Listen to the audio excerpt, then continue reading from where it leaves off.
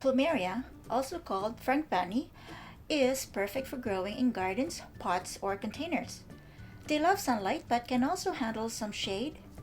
Plumeria plants usually have thick stems and long leathery leaves bunched together at the ends. The best part about plumeria is their lovely smelling flowers. They often have 5 petals and come in many colors like white, yellow, pink, and red. Some kinds even have different colors on the same flower. People often use plumeria flowers to make Hawaiian lace. Plumeria flowers are famous for their sweet and captivating smell, which might vary a little bit among different kinds. The scent is strongest in the evening. You can grow new plumeria plants from seeds, but the easiest and most common way is by using cuttings, which I am going to show you how.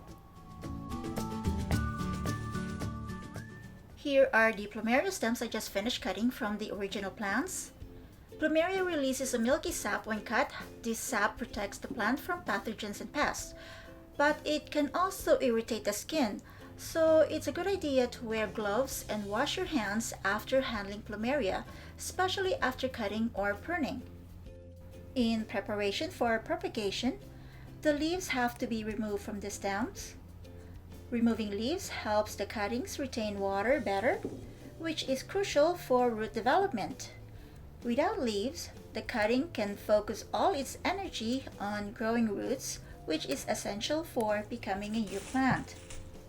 The baby leaves at the tip need to be removed as well.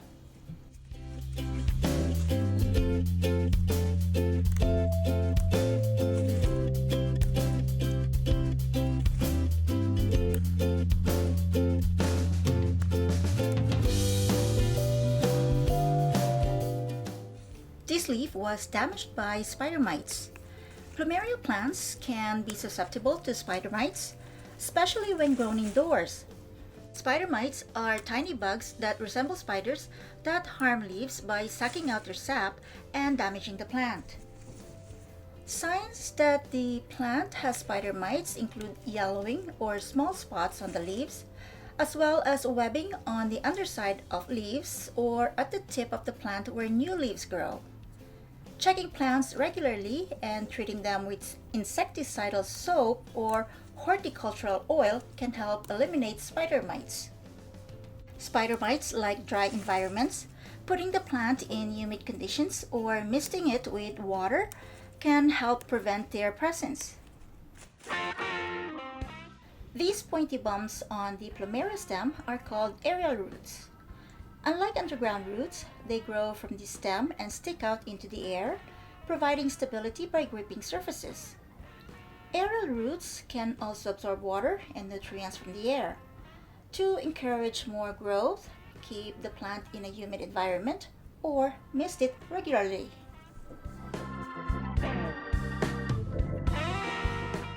I've had spider mites issues before, so what I'm doing here is wiping the stems with a paper towel soaked in insecticidal soap, just in case there are spider mites or spider mite eggs still lurking around.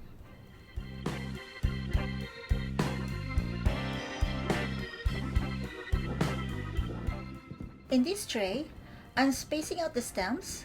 I'll leave them here for a week until the cut parts dry out and form calluses. Planting them in the soil without letting the cut parts dry will prevent root development and cause them to rot.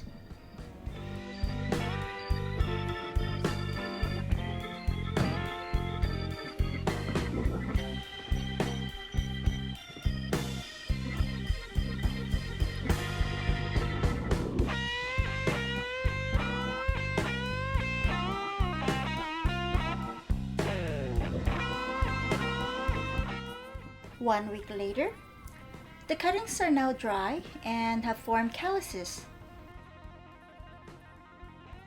and they are now ready for planting.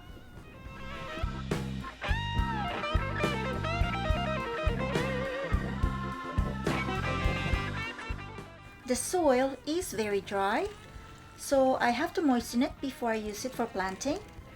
If I don't, the water will just flow out of the bottom of the pot without retaining any moisture to supply the plant.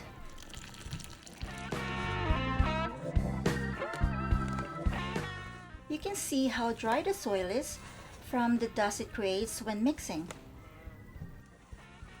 This planting mix contains sphagnum moss, coconut coir, and perlite. Perlite improves aeration and drainage by creating air pockets and holding more water. Mixing perlite into the soil prevents compaction, allowing roots to access oxygen, resulting in healthier plant growth. This soil is moist enough. If you're not sure which end of the stem should go into the soil, look at where the leaves were removed. It resembles a downward letter D. Make sure the curved part of the letter D points downward. That's the way the stem should be planted in the soil.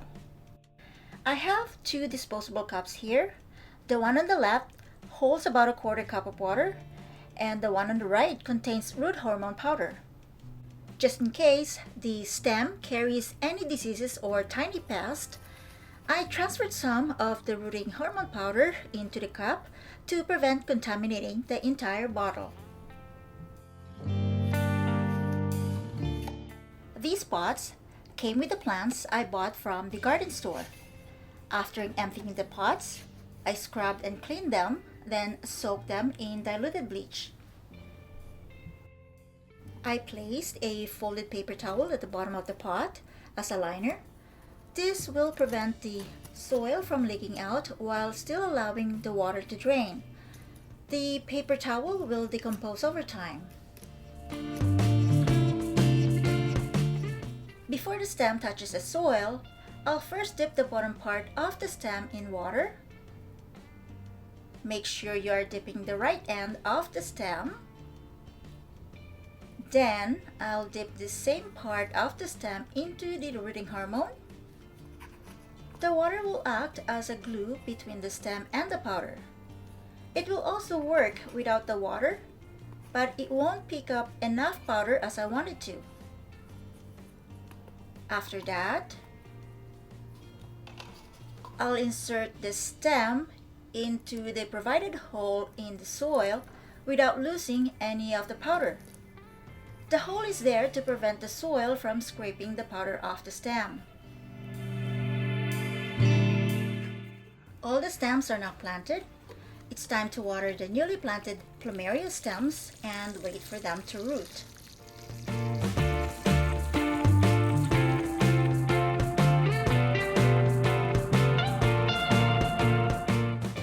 Here are the plumeria stems, exactly 1 month to the day since they were planted. Most of the plumeria stems have sprouted and are growing fast. However, some of them haven't sprouted yet, but they have already grown roots.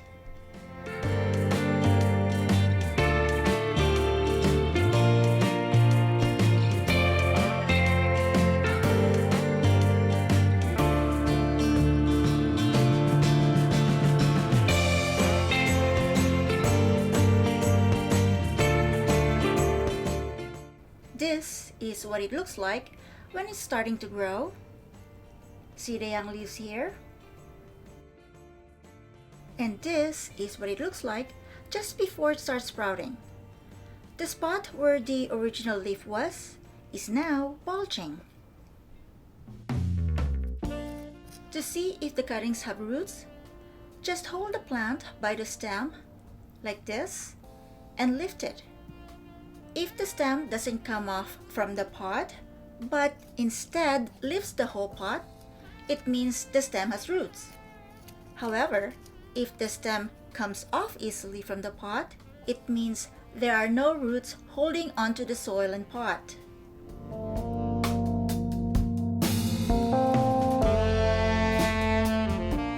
Let's try this skinny stem.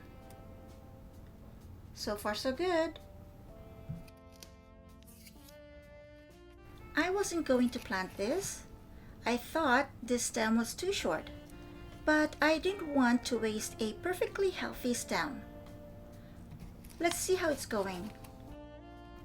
It's growing, and I can't wait for it to sprout. These brand new plumeria plants from cuttings will start flowering 3 years from now. That's how long it usually takes for new plumeria plants to flower. If the plumeria plant was grown from a cutting, its flower color will match that of the parent plant. However, if the new plant started from seeds, the color might be different. This means the resulting plant may not have the same color flower as the parent plant.